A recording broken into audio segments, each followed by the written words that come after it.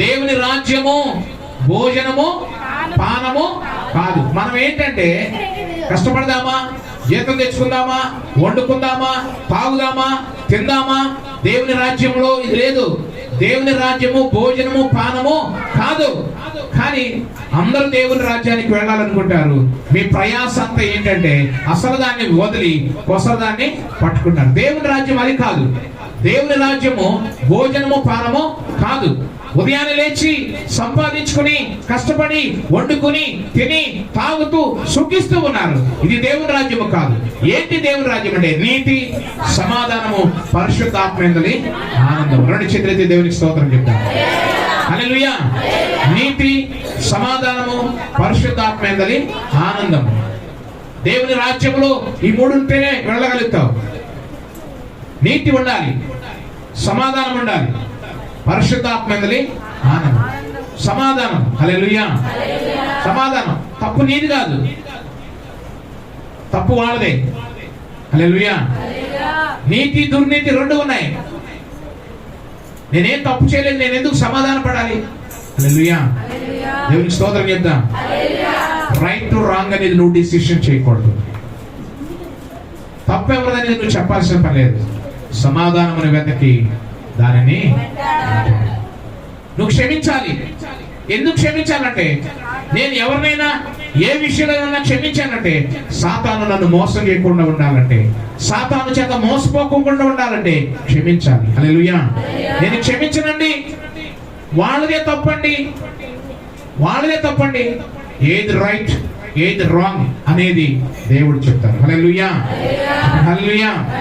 చూడండి, దేవుని రాజ్యము భోజనము పానము కాదు, నీతియు సమాధానము పరిశుద్ధాత్మేందలి ఆనందం.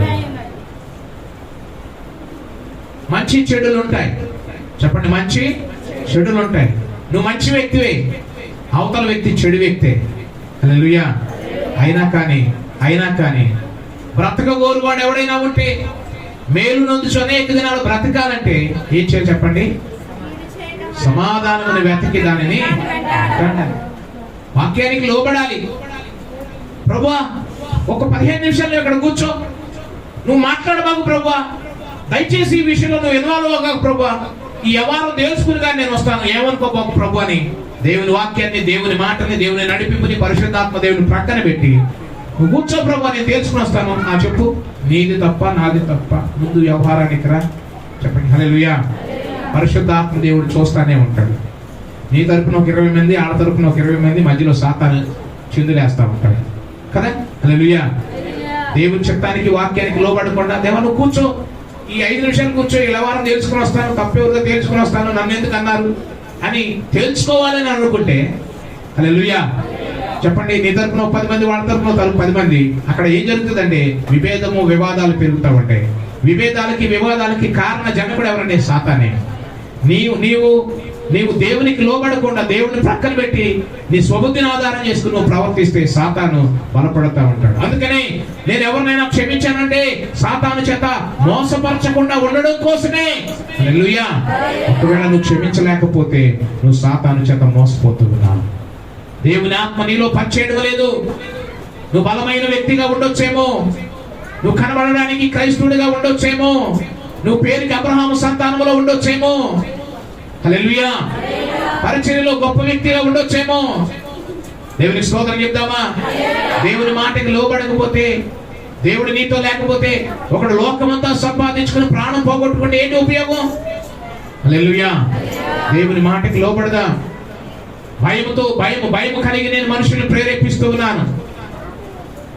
నేను దేవుడి దగ్గర ఎప్పుడు ఒకటే అడుగుతాను, సంఘాన్ని కాయాలి, సంఘాన్ని మేపాలి, సంఘాన్ని నడిపించాలి. హల్లెలూయా. దుష్టుడి నుంచి కాపాడాలి, సంఘాన్ని చెప్పండి మంచి ఆహారం ఇచ్చి మేపాలి. హల్లెలూయా. సంఘానికి బలమైన ఆహారం ఇవ్వాలి. ఊర్లో కథలు చెప్పకూడదు. దేవుని వాక్యము భయాన్ని కలిగించే మాటలు. నువ్వు లోబడితే నీకు ఆశీర్వాదం, విధేయత చూపితే ఆశీర్వాదం. దేవుని సన్నిధిలో దేవుని యొక్క సమాధానము, సంతోషం ఉండదు. దేవుని స్తోత్రం కలుగును గాక. సాతాను చేత శోధించబడకుండా ఉండాలి అంటే, బ్రతకగోరువాడు ఎవడైనా ఉంటే, మేలు నందుచు అనేక దినాలు బ్రతకాలంటే ప్రభువా నన్ను బ్రతికించేయండి, బ్రతుకు. హల్లెలూయా చెప్పండి, హల్లెలూయా. నూతన సంవత్సరంలో ప్రవేశించి నూతన కార్యాలను చూడాలి, నూతన కృపను పొందుకోవాలి, నూతన అనుగ్రహాన్ని పొందుకోవాలి. వింటున్నారా? హల్లెలూయా.